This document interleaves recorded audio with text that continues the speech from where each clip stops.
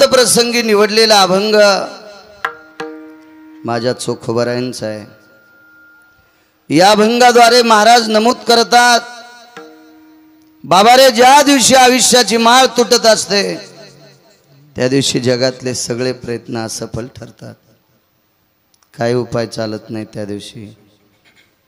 त्याच्याकडे पैसे किती आहेत, त्याचे घर किती आहेत, समाजात मान किती आहे, त्याला पद किती मोठं आहे, त्याचं बाहुबळ किती मोठं आहे, काही विचार केला जात नाही।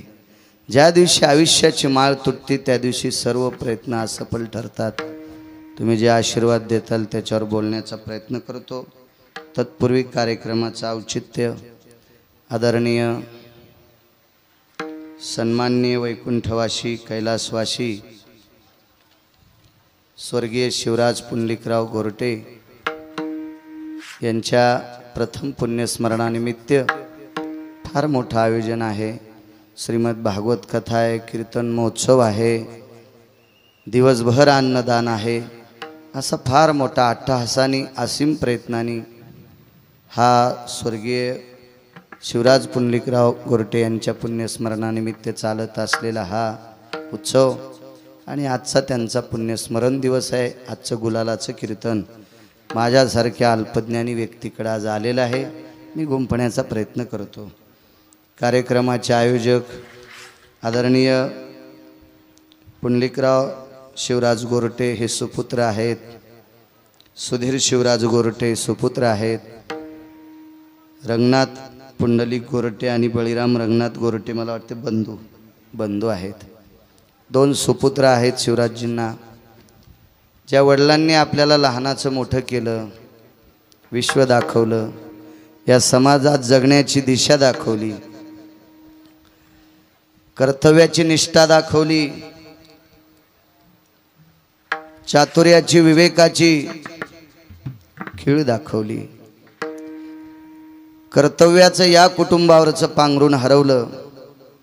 शरीरानं जरी शिवराजजी गेले असतील पण आशीर्वादाच्या रूपात निश्चित या गोरटे कुटुंबियावर त्यांचा गोड असा पितृलोकातून झरा राहो अशी पितृलोकांच्या चरणी प्रार्थना करतो। तारखेच्या संदर्भात हरी महाराज पांचाळ सतत संपर्क करत होते।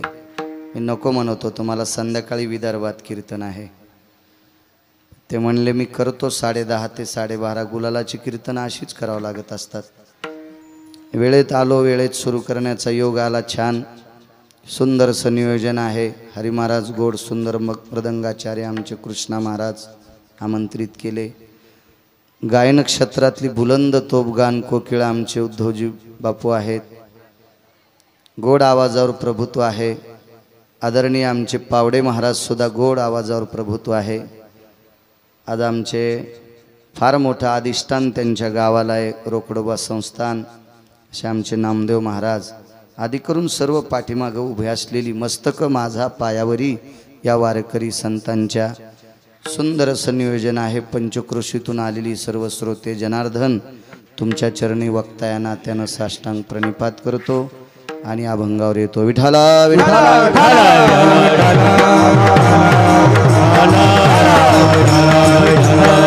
तुटला विषाचा दोरा हिरवा उगा पसारा। आयुष्याची माळ तुटली, डॉक्टरचं काही चालत नाही, काही नाही। डॉक्टर लोकांना मी वाईट म्हणणार नाही, पण डॉक्टर या जगातच नव्हे, या भारत देशातच नव्हे, पृथ्वीवर जितके देश आहेत एकाही देशात असा डॉक्टर नाही की तो पेशंटला आयुष्य देऊ शकतो। नाही, आयुष्य द्यायचं औषध पेशंटच्या हातात नाही आहे, डॉक्टरच्या हातात नाही आहे। डॉक्टर फक्त आजारावर निदान करून त्या व्यक्तीच्या वेदना आहेत ह्या वेदना शमन करण्याची औषधं डॉक्टरकडे असतील, पण आयुष्य वाढवायची ताकद मात्र डॉक्टरकडे नाही आहे। असं जर वाढवलं असतं तर वैद्य वाचविते जीवा तरी कोण ध्याती देवा। वैद्य म्हणजे डॉक्टर, डॉक्टरनं जर जीवाला वाचविलं असतं तर काशीतल्या मालकाचं आणि पंढरपुरातल्या मालकाचं भजन करायचं काम पडलं नसतं। या दोघांची सत्ताच शिल्लक राहिली नसती, ही सगळी सत्ता वैद्याच्या हातात गेली असती, कारण आयुष्य द्यायची ताकद वैद्यात नाही। डॉक्टर शेवटच्या श्वासापर्यंत प्रयत्न करतात. त्यांना जी बुद्धी आहे, शरीराच्या ज्या पार्टाविषयी त्यांना ज्ञान आहे, त्या ज्ञानाचं कौशल्य अत्यंत बुद्धिपणाला लावून चातुर्यानं त्या पेशंटशी ते झुंज देत असतात. सारखं अट्टहास करत असतात. पण शेवटच्या टप्प्यात त्यांचाही प्रयत्न असफल ठरतो. आता आमचे प्रयत्न सगळे संपले, आता भगवंताच्या हातात आहे, वाचायचं का मारायचं त्याच्या हातात आहे. म्हणजे डॉक्टरही वाचू शकत नाही. माणसं उगच म्हणत असतात, काय हो लवकर ॲम्ब्युलन्स भेटली नाही म्हणून आमचे बाबा गेले. वेडा आहेस तू. नाही म्हणे ॲम्ब्युलन्स भेटली पण डॉक्टरच हजर नव्हते हॉस्पिटलमध्ये. ॲम्ब्युलन्स वेळेला भेटली, डॉक्टर हजर आहेत, पण इंजेक्शन नव्हतं मेडिकलमध्ये. मेडिकल बी आहे, डॉक्टर आहेत आणि ॲम्ब्युलन्सही वेळेवर भेटली, तरी पण कसे गेले? कारण आयुष्य संपलं. आयुष्याचा एक ठराविक बॉन्ड आहे. आयुष्याचा एक ठराविक बॉन्ड आहे, तो आपल्याला दिलेला आहे. त्याच्या व्यतिरिक्त एका तिळा इतकं सुद्धा आयुष्य वाढवता येत नाही. माशी पाखू पाखडे तव हे सरे. मग माशीनं पंख हलवायच्या वेळेलाच तेवढ्या अवकाशात हे सगळं संपत असतं. उगं निमित्त मात्र आहे.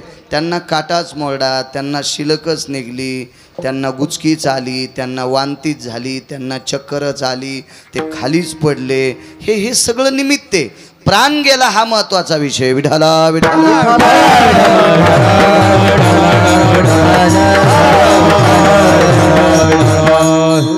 आणि ज्या दिवशी माळ तुटते का त्या दिवशी विषय संपला. माळ तुटली रे तुटली की त्याचं रूपांतर प्रेतात होत असते. आणि प्रेतात रूपांतर झालं सज्जनोनो की त्याला घरी ठेवत नाही. काढा काढा म्हणते याचा झाला भूमिभार. काढा काढा म्हणते याचा झाला भूमिभार. ज्या दिवशी आयुष्याची माळ तुटती, प्रेतात रूपांतर झालं, पाहुणी रावणी विष्ट मित्र सजन सखे जमा झाले की याला घराच्या बाहेर काढा म्हणतात. याचा भूमीला भार झाला. असं कधी होतंय का? माणूस मेल्यावर त्याचं वजन वाढतंय? नाही, वजन वाढत नाही त्याचं. पण त्याचा भार कोणता होतो माहिती आहे? 12 तासाच्या नंतर त्याच्या शरीरातून दुर्गंधी येत असते. आणि दुर्गंधी हा भार आहे. म्हणून सगळी लोक म्हणतात काढा काढा याचा झाला भूमिभार. या पृथ्वीला त्याचा भार होत असतो. मग बाहेर काढा कुठं नेत असतात? झाला प्रेत रूप शरीराचा भाव. झाला प्रेत रूप शरीराचा भाव.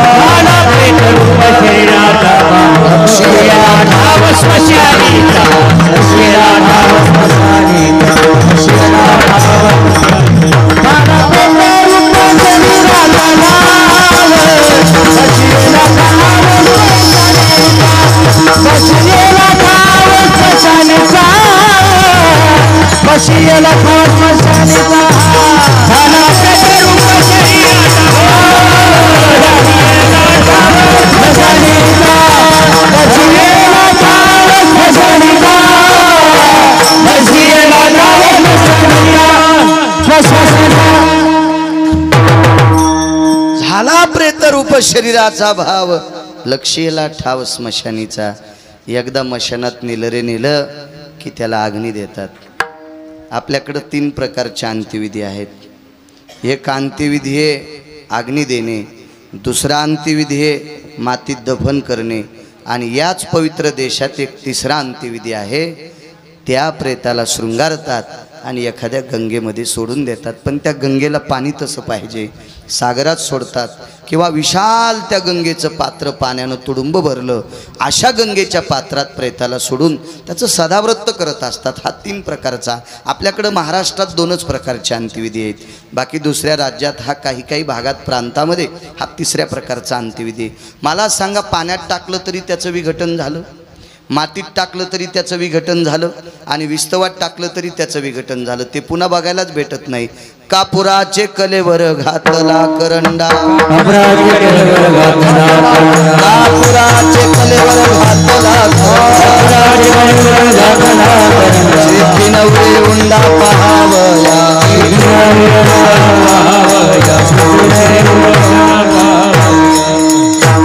कापुराच्या कलेवर घातला करंडा. शेखी नवरे उंडा पहावया. शरीर हे कापराचं आहे, पण कधी माहिती आहे याच्यातला आत्मा गेल्याच्या नंतर याचं कापरात रूपांतर होते. आणि कापूर एक अशी वस्तू आहे, ठाईची समाप्ती झाली जैसे, ठाईची समाप्ती झाली जैसे, ठाईची समाप्ती झाली. कापुराच्या वाती उजळला ज्योती, ठाईची समाप्ती झाली जैसे, ठाईची समाप्ती झाली जैसे, ठाईची समाप्ती झाली जैसे. कापुराच्या वाती उजळला ज्योती, ठाईची समाप्ती झाली जैसे, ठाईची समाप्ती झाली जैसे, ठाईची समाप्ती झाली जैसे. कापराला एकदा अग्नी लावल्याच्या नंतर पुन्हा या ठिकाणी कापूर जाळलाय असं कळत सुद्धा नाही. तसं एकदा शरीराला अग्नी लागला रे लागला की पुन्हा काहीच नाही. मशानी नेवोनी भडाग्नी देवोनी येती परतोनी मागारे. मशानात नेतात आणि 9 अग्नीपैकी भडाग्नी नावाचा अग्नी देतात. सगळी लोक वापस येतात. एकदा अग्नी दिला रे दिला, शरीराची होय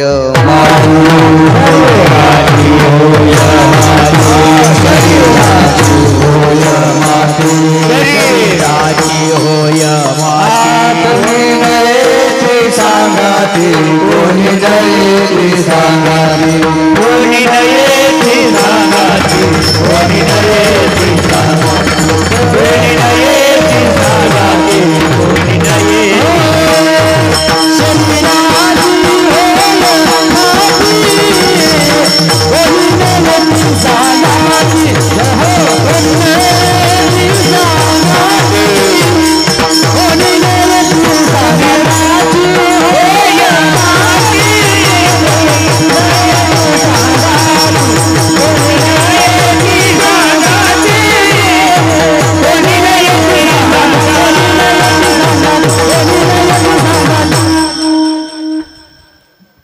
एकदा पेटीलं की शरीराची माती झाली.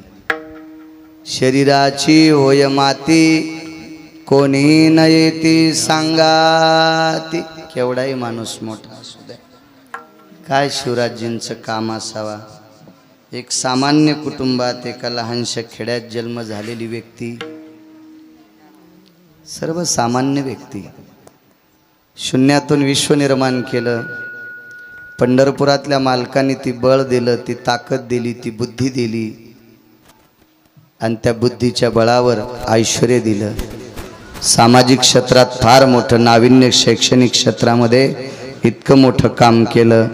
कैलासवासी अनुसाबाई घोरटे कनिष्ठ महाविद्यालय, तुळशीराम तांडा, सुधाकरराव नाईक माध्यमिक आश्रम शाळा तुळशीराम तांडा, छत्रपती शाहू महाराज माध्यमिक विद्यालय अहमदपूर, सुधाकरराव नाईक प्राथमिक आश्रम शाळा तुळशीराम तांडा, छत्रपती शाहू महाराज प्राथमिक शाळा अहमदपूर आणि अंबिका मजूर सहकारी संस्था ही परगा काजळे.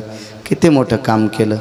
शिक्षण महर्षी म्हणावं लागेल या व्यक्तीला. छोटेसे एक सामान्य अत्यंत शून्यातून काळ्या मातीशी झगडत असणारी व्यक्ती आणि एवढं मोठं विश्व निर्माण केलं. पण ते आपल्यातून गेले. प्रत्येकाला जायचंय. उपजल्या पिंडा मरण सांगाते, आया सो एक दिन आना पडेगा, किराए का घर तो खाली करना ही पडेगा. जावंच लागतंय. महाराज ज्यानं तुम्हा आम्हाला सांभाळायला अवतार घेतला का त्याला थांबता येत नाही. येरती पामर जीव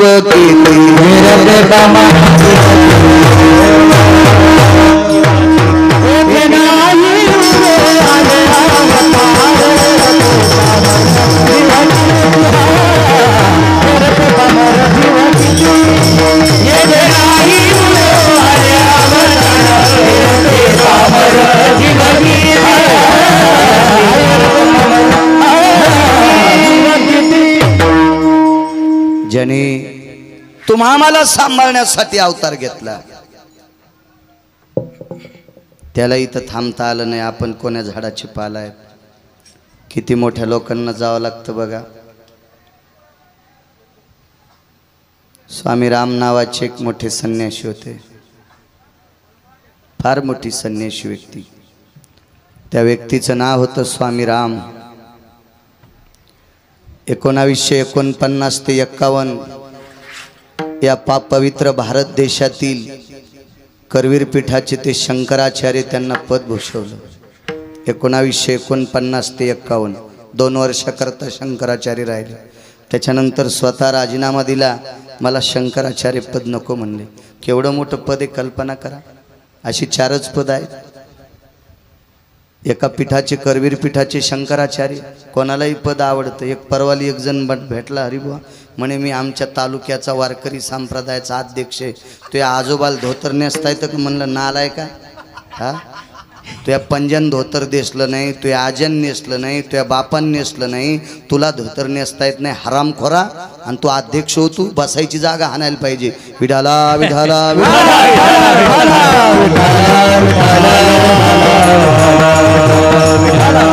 अरे ज्याचं संप्रदायात काही अविरत काम आहे. 1-2 पिढ्या संप्रदायात गेल्या, जाऊ द्या मागच्या पिढ्या चुलीत, पण हा सुद्धा संप्रदायात असा जीवनभर तो वाकला पाहिजे. त्याच्याकडे नम्रता असावा, काहीतरी त्याच्याकडे लवलेस असावा, त्याला हरिपाठ पाठ असावा, त्याला ब्रह्मानंदीचे 2-4 अभंग पाठ असावा, एखादा नाट पाठ असावा, काही श्लोक पाठ असावा. तो आळंदी पंढरपूरची वारी करणारा असावा. त्याला पद द्या, आम्ही त्याच्या बुटा सगट पाया पडू. विठाला विठाला हे भाटूर भुटूर पद माणसाला आवडते. शंकराचार्य पद सामान्य. माझ्याकडे तो कोटीनं रुपये नाहीत,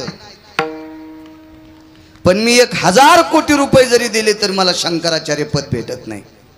1000 कोटी रुपये. इतक्या पैशात तर 10 वेळेस खासदार होईल माणूस, आहे का नाही? पण शंकराचार्य पद भेटत नाही. 2 वर्षाच्या नंतर स्वखुशीनं शंकराचार्य पदाचा राजीनामा दिला. काय अविरतता असेल आहे लोकांची. एकदा हिमालयाच्या पायथ्याला गेले. तुटला आयुष्याचा दोरा सांगतो. किती मोठी माणसं जातात. हिमालयाच्या पायथ्याला सुंदरसं असं एक गाव आहे. त्या गावात पोचले. स्वामी राम आल्याबरोबर अख्खं गाव सजलं. विद्वानांचं गाव होतं. शास्त्री, आचार्य, पंडित अशा मोठ्या मोठ्या विद्वान लोकांचं गाव होतं ते. स्वामी राम आले म्हणल्याबरोबर गावातली माणसं अशी इतकी तत्पर झाली की त्यांना असं वाटत होतं की भगवान शिवशंकर आले, भगवान विष्णू परमात्मा आले, असं वाटायचं त्या लोकांना. इतका आनंद वाटला. खूप त्या आनंदाला पारावार नाही. रस्त्याने पायघड्या टाकायल्या, कोणी सडा टाकायला, कोणी रांगोळी काढल्या. काय स्वागत, फुलांचा वर्षाव. थोडा वेळ बसले आणि एका पंडिताला म्हणाले, अरे पंडित आपल्याला थोडं फिरून यायचं. त्याच्या खांद्यावर हात टाकला. त्या पंडिताला इतका आनंद वाटला. गावात कोणाच्याच खांद्यावर हात नाही टाकला आणि माझ्या खांद्यावर हात टाकला. असं लोकांना मोठे पण वाटतं. काय नसतं, एखाद्या वेळेस लय मोठ्या माणसानं खांद्यावर हात टाकल्यावर काही कायला मोठे पण वाटतं. पण हे ध्यानात ठेवत जा, झाडाखालचं धन वाळत नसतं. झाडाखालचं धन वाळत नसतं, पण त्याला शेंगा लागत नाहीत आणि बोंड लागत नाहीत. 15 दिवस पाऊस नाही पडू द्या, झाडाखालची सोयाबीन सुकत नाही, शेंगच लागत नाही. फुलं लागते पण शेंग लागत नाही. झाडाखालचा कापूस डोसक्या इतकाला वाढतो पण बोंडच लागत नाही. मोठ्याच्या शेजारी माणसं उबदाऱ्याच येत नसते. असं लय नाही मोठे पण असं की मी लय मोठ्यानं माझ्या खांद्यावर हात टाकला, मोठा तो भोगा करीन नालाय का. विठाला विठाला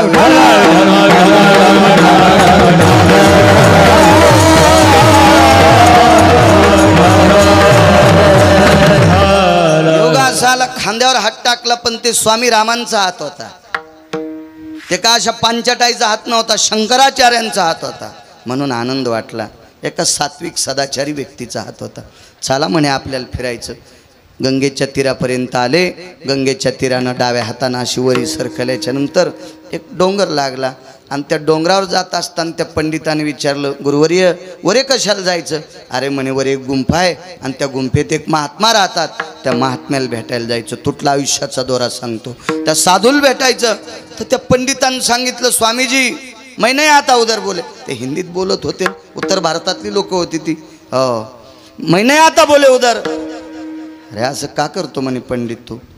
चल चल, त्या महाराजांची भेट होईल, मला दर्शन होईल, तुलाही दर्शन होईल. तू कशाला ताण घेतो म्हणे? चाल. नाही म्हणे स्वामीजी, ते महाराज दगड मारतो. त्यानं दगड मारले आपलं डोकं गिकं फुटलं तर कशाला जावा तिथं, नको म्हणे, कशाला जायचं आपण तिथं. अरे वेडा आहेस का काय म्हणे, तेवढ्या मोठ्या साधूनं दगड मारला ना आपला प्राण जर गेला तर आपल्याला विमान नेण्यासाठी येईल. चांगली लोक कुठं आपल्याला दगड मारित असतात का, आणि चांगल्या लोकांची दगड आपल्याला लागायला आपण इतके नशिबवान आहेत का. चांगल्या माणसाची दगड आपल्याला लागावा अद्याप नाही. चांगली माणसं आपल्याला दगड का मारतात माहिती आहे का, बाजूला मारतात आपण भ्यावं याच्याकरता. कशा करता, आपण चांगल्याच्या जवळ जातो ना, भरलेल्याला लय नाद असतो चांगल्याच्या जवळ जायचा, आणि चांगल्या माणसांना भरकी नको वाटतात. काय करायची, भरकी माणसं त्याला भरितात ना, म्हणून तो गिरी कंदर डोंगरात म्हणजे भगवंताचं चिंतन करीत बसतात. पण हे खराब झालेले ही भरकी कांदे कुठपर्यंतही पोचत राहतात. ते भ्यावं याच्याकरता दगड मारित होते. त्या गुंफेत राहणारा एक महान तेजस्वी साधू होते. त्या साधूला बाह्यांगानं नाव पडलं होतं क्रोधी बाबा. आता नाव कसं पडत असतं आपल्याकडं माहिती आहे का, वागणुकीनुसार नाव पडत असतं. लहानपणी आई नाव ठेवत असते, त्या नावासारखं जर पुढं पोरगं वागलं तर त्या नावाचा थाट असतो. काय नसतं, कधी कधी नाव एक तळ्यानं असतं आणि वागणं नदीनं असतंय, काही विषय नसतो काही काहीचा. पण काही काहींचे नावं नावासारखीच माणसं वागायचे. ज्ञानोबारायला ज्ञानोबाराय हे नाव ठेवलं तर ज्ञानोबाराय ज्ञानाचे सागर होते, विद्येचे सागर होते, साधकांचे मायबाप होते. एवढी मोठी ताकद ज्ञानोबारायची. तुकोबारायला तुकाराम नाव, तुल्या भवस्थिती ज्या येते, तुल्यान्मिदं कृतुजन्या तुल्या सैष्ण भयवासिते ब्रह्मांभय फलकटो जाय. हे तुकोबारायला तू नाव इतकं शोभतंय की जिथं ब्रह्मदेव सुद्धा फलकट ठरू शकतात. तुकिता तुलने ब्रह्म तुकाशी आले, तुकिता तुलने तुका तुलनेसी. ब्रह्म तुकाशी आले, तुकिता तुलनेसी. मनोनी रामेश्वर, मनोनी रामेश्वर,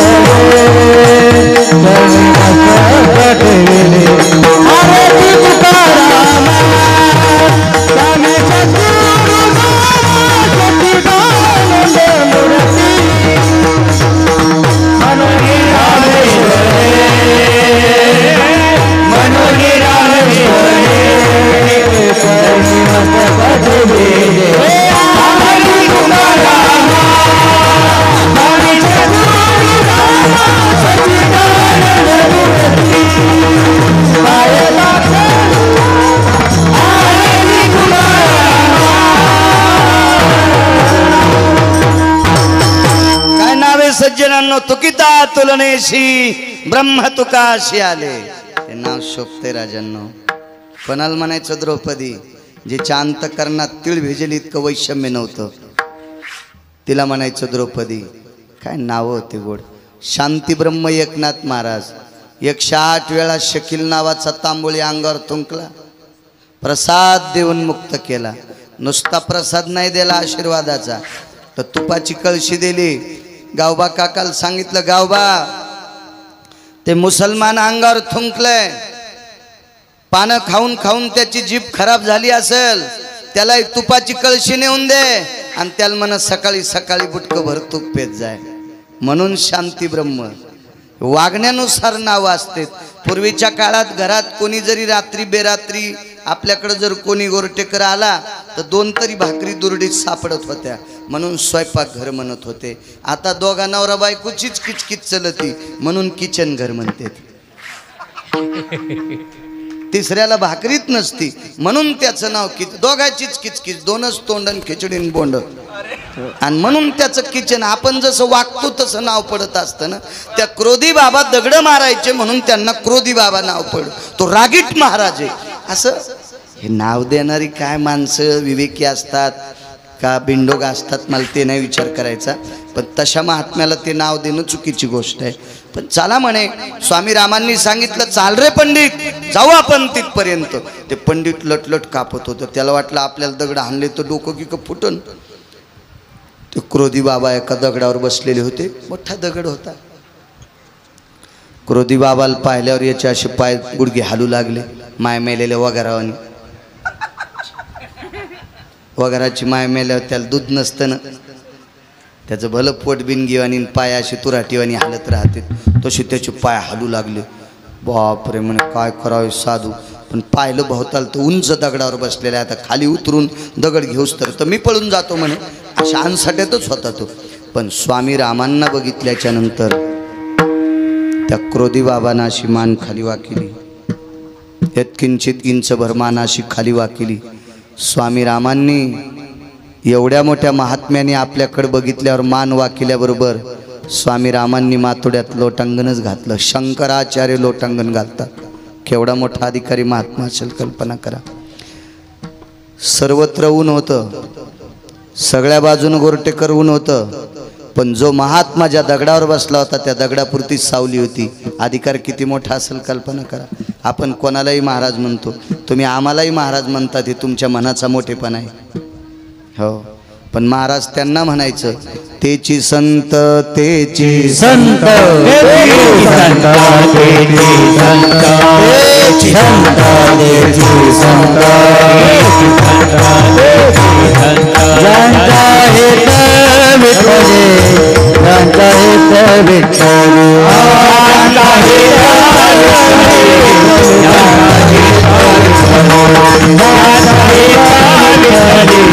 ज्यांचा हित विठ्ठले संततेची संत जाता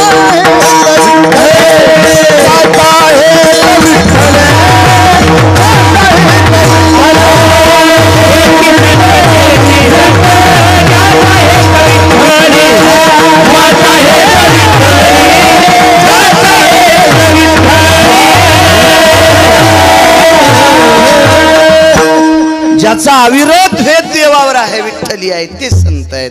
आमचा हेत संसारावर आहे. हो, म्हणून आम्ही त्या यादीत येत नाहीत. रांगेत लागलो असतो त्याबद्दल दुमत नाही. माणसानं मोठेपणानं कबुली दिली पाहिजे की आपण त्या लाईनमध्ये नाहीत. आम्ही देवदेव जरी करत असेल तर याच्या पाठीमागे संसार लपलाय. निमूटपणे सांगितलं पाहिजे. बाबा, गुन्हा कबूल केला की पाप माफ होत असते. गुन्हा कबूल केला की पाप माफ होत असते. गुन्हा करूनही म्हणतो मी बादशाह आहे, नालायक आहेस तू. विठाला विठाला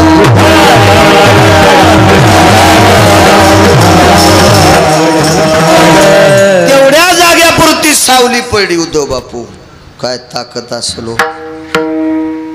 आपल्याला मंडप द्यावा लागलाय. मी दिसणं म्हणून स्क्रीन लावल्यात गोरटेकर तुम्ही. पुन्हा हे कूलर लावले तर बघा किती थाट. सतरंजा बसायला टाकल्यात. किती मोठी अधिकार शक्ती. आणि त्यांना सूर्यढगाच्या आडंगी जात होता एवढा क्रोधी बाबा अधिकारी. त्या क्रोधी बाबाकडे बघितल्याच्या नंतर सूर्य मान खाली घालीत होता. ताकद काय असेल विद्वत्तेची. स्वामी रामांनी लोटांगण घातलं. वरून माथार खाली उतरलं. तेजस्वी माथार पोतडं असतं ना, कट्टा, ते बोंद्र गुंडाळलेलं होतं कमराला. आणि एक पोतडं बसायला असं धरल्याबरोबर टार दिशी त्याचे दोन तुकडे केले. एक स्वतःला बसायला टाकलं आणि एक स्वामीरामांना बसायला टाकलं. तुटला आयुष्याचा दोरा सांगतो. मग आपले एवढे मोठे शिवराज गुरुजी गेले हे आपल्याला मान्य करावं लागेल. कीर्तन ऐकल्यानं गेलेली व्यक्ती उठत नाही, पण गेलेल्या व्यक्तीचं दुःख ऐकण्यासाठी मागच्या लोकांचे चिंतन ऐकायचे. विठाला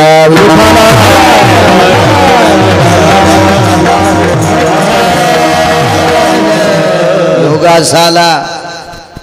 खाली बसल्याबरोबर हे खाली जे चेष्टा करू लागलं ते पंडित वरी कळाली 14 किलोमीटर.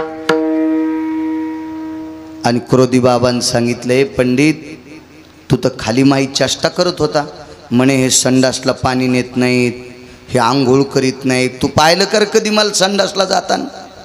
हा, तू कधी या गुंफेवर आलास का रे? मी आंघोळ करताना पाहिला. काय चेष्टा करत होता? त्या पंडिताला कळालं 14 किलोमीटर खाली केलेली चेष्टा वरी कळती. अहो, देवाच्या पलीकडच्या शक्तीच्या पलीकड पोचलेली ही संत असतात. कशाला यांच्या विरोधात बोलायचं? काही पण हलकटपणा. शास्त्र असं सांगतं, बळेविनं शक्ती बोलू नये. ह्या बा, बोकड्याचे शिंग किती जरी मोठे झाले तर तो सिंहाला मारित नसतो. काय गरज होती त्या पंडिताला एवढ्या मोठ्या अधिक? जिथं स्वामी राम नमस्कार करतात काय म्हणून यानं चेष्टा करायची? दरदर दरदर शरीर वलं झालं. अर्ध घामानं अर्ध लगविनं. सामान्य गोष्ट आहे का तेवढ्या मोठ्या महात्म्या पुढे चेष्टा करणार उभा राहतो म्हणल्यावर? हे बैठ बोले पंडित, मैं कुछ नहीं करता तेरे को. मला हिंदी येत नाही.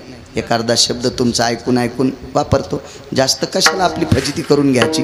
जिला पिठलं येत नाही तिनं बासुंदीच्या नादी लागूच नाही, काय हरकत आहे का. जिला गौऱ्या लावता येत नाही ती म्हणली मी धिरडे करते. मी आणलं सरपणाचा आणि तेलाचा नाच करू नको मंजुळा, वेड्यावानी कशाला करते ते ऐका नाही. विठाला विठाला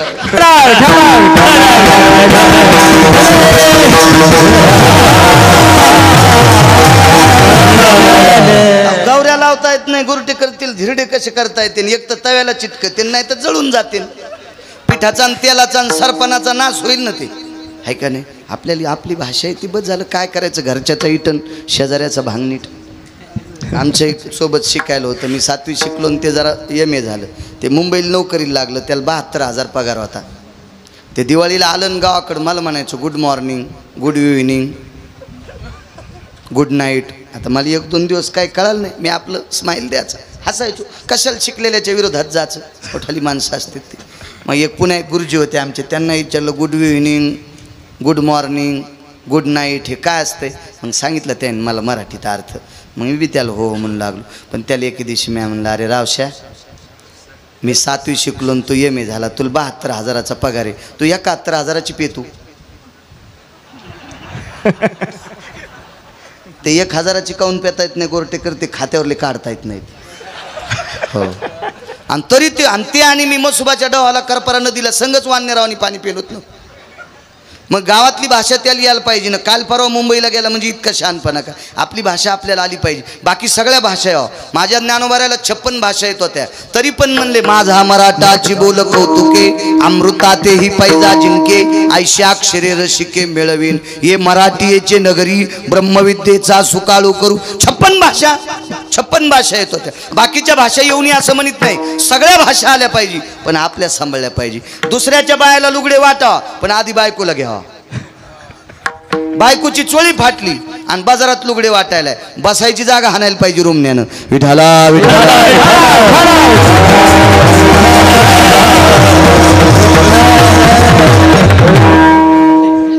म्हणे हे पंडित इकडे म्हणे जवळ बोली जा म्हणे, पाणी आण खालून. तुटला आयुष्याचा दोरा सांगतो. ते पंडित लटलट कापत असं गाडगं घेऊन खाली पाणी आणायला गेलं. या दोघांनी पाणी पिलं, गुंफा पाहिली आणि क्रोधी बाबांनी सांगितलं स्वामीराम. स्वामी शब्द लावला. त्या क्रोधी बाबांनी शंकराचार्यांना स्वामी शब्द लावला. जे शंकराचार्य मातुड्यात लोटांगण घालीत होते त्या क्रोधी बाबाला, त्या क्रोधी बाबानं स्वामींना स्वामी शब्द लावला. स्वामी जी कुछ प्रसाद ग्रहण करके जाइए बोले. पण शंकराचार्यांच्या लक्षात आलं आपल्याला जेवण करून जा म्हणते, तिथं चूल दिसत नाही, डबे दिसत नाही, डाळ नाही, तांदूळ नाही, रवा नाही, पीठ नाही, चटणी नाही, तेल नाही, मीठ नाही, काहीच नाही, मोहरी नाही, जिरे नाही, मसाला नाही, काहीच दिसत नाही. एका पोतड्याचे 2 तुकडे, 2 काय करतील. पण मोठी माणसं शक्यतो वटवट करीत नसतात. पुढचं घर चलतेत का ते माणसंच असते.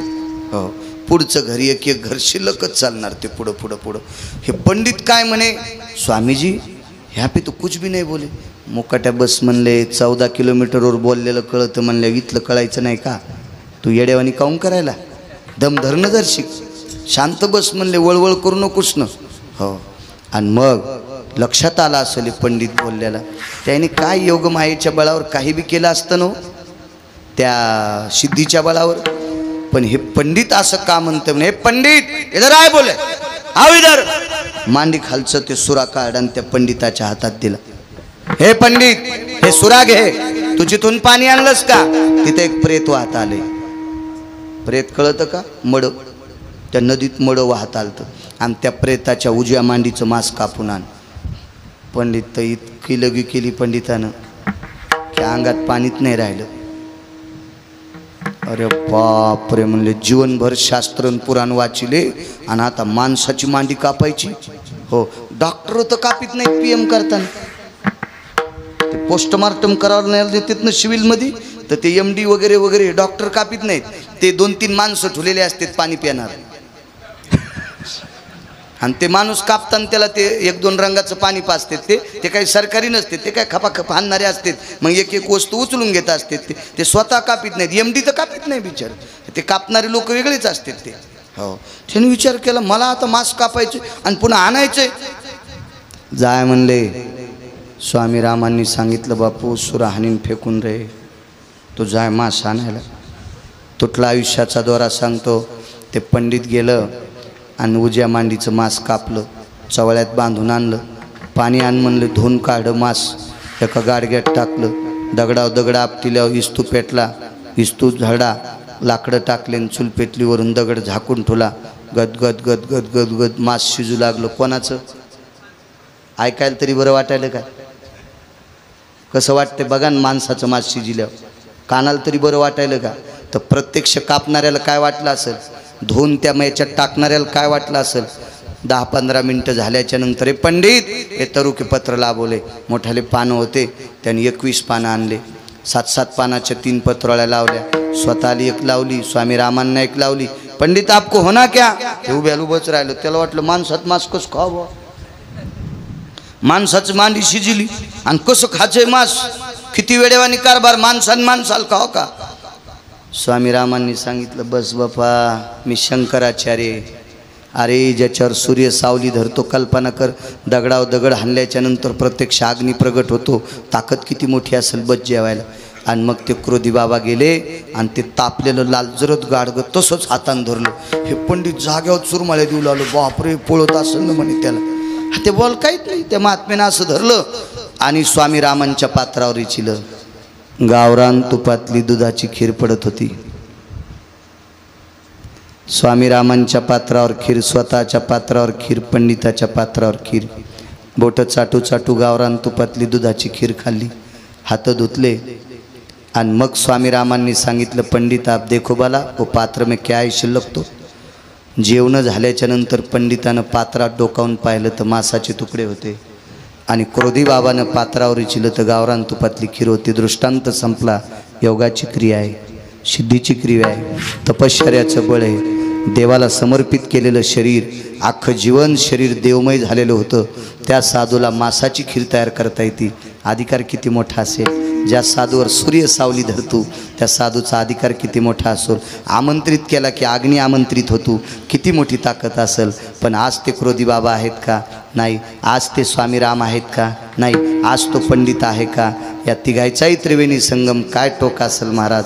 प्रत्यक्ष स्वर्गातले देव आश्चर्य करीत असतील की मांसाची खीर तयार करायची ताकद ज्या साधूते, त्या साधूच्या सुद्धा आयुष्याची माळ तुटती. म्हणून महाराज पहिल्या कडव्यात